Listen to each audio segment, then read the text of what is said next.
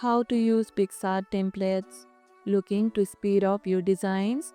Here's how to use templates in Picsart. On the home page, click Templates from the top navigation.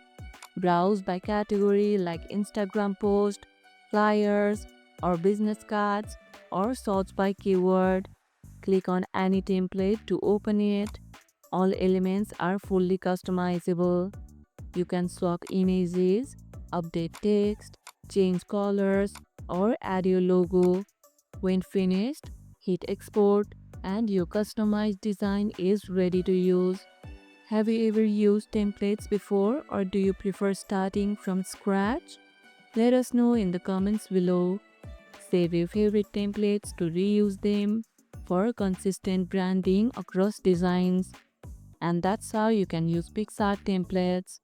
And if this video helped, hit the like button, share it, subscribe, and leave a comment. Thanks for watching, and I'll see you in the next one.